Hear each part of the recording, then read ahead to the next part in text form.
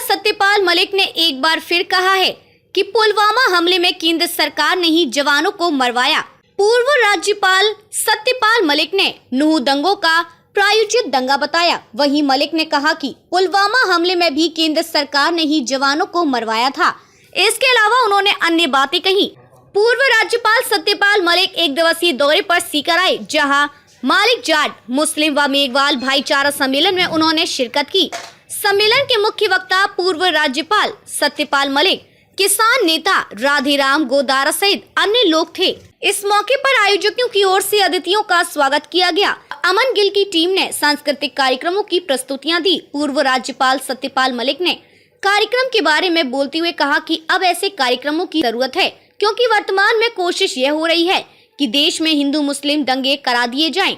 बीते दिनों नूह में भी कोशिश हुई, जिसे किसानों ने कामयाब नहीं होने दिया। सत्यपाल मलिक ने कहा कि अब सरकार दिल्ली में मोदी की नहीं बनेगी। पुलवामा हमले में भी केंद्र सरकार ने ही जवानों को मरवाया था, क्योंकि इन्होंने जवानों को हवाई जहाज ही नहीं दिए। मलिक ने कहा कि 4 महीने तक जवानों की एप्लीकेशन होम मिनिस्ट्री में पड़ी रही। मलिक ने कहा कि यदि मुझे हवाई जहाज देने के लिए कहते तो मैं ही दे देता। नूह दंगों पर बोलते हुए सत्यपाल मलिक ने कहा कि वे प्रायोजित दंगे थे। केंद्र सरकार इसे मुजफ्फरनगर, आगरा, भरतपुर और जयपुर तक फैलाना चाहती थी, लेकिन किसानों ने उनका साथ नहीं दिया तो दंगे नहीं फैले।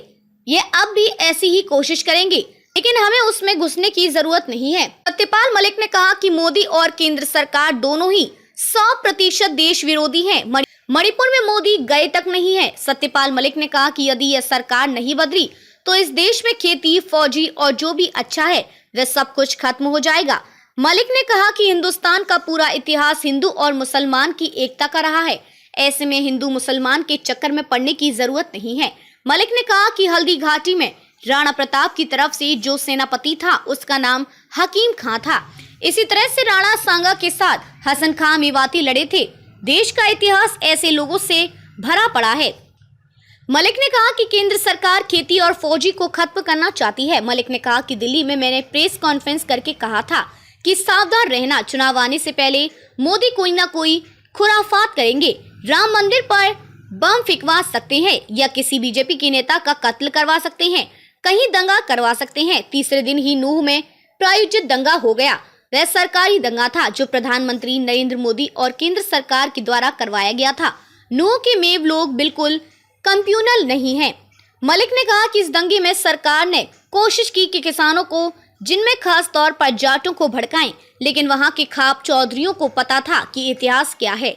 मलिक ने कहा कि मुझे अफसोस है कि आज तक पुलवामा हमले में पता नहीं चल पाया है कि जवानों की शहादत क्यों और कैसे हुई। मलिक ने मोदी और केंद्र सरकार पर निशाना साधते हुए कहा कि यह बहुत खतरनाक, निर्दयी और दुष्ट लोग हैं, इनको हटाना कर्तव्य है। किसान नेता राधेश्याम गोदारा ने संबोधित करते हुए कहा कि जाट, मुस्लिम व मेघवाल सम्मेलन का मुख्य उद्देश्य सांप्रदायिक सौहार्द और सभी समाज वर्ग को एकजुट होकर रहे। उन्होंने कहा कि केंद्र सरकार धर्म और जाति के नाम पर लड़ाने का काम कर रही है, जिसका जीता जागता उदाहरण नूह के दंगे हैं, जो एक प्रायोजित दंगे थे। पिछले वर्ष किसान दिल्ली की बॉर्डर पर पड़े रहे, लेकिन सरकार ने उनकी सुध नहीं ली। वहीं जंतर मंतर पर महिला पहलवान ने धरना प्रदर्शन किया, लेकिन मामले का आरोपी ब्रजभूषण सिंह पर आज तक कोई कार्रवाई नहीं हुई। उन्होंने गजेंद्र सिंह के जोधपुर में अलाउद्दीन खिलजी सहित मुगल शासकों पर दिए गए बयान पर भी जमकर तंज कसे। इस दौरान सीकर, चूरू, झुंझुनू व हरियाणा सहित कई स्थानों से युवा, किसान, मजदूर व आमजन मौजूद रहा।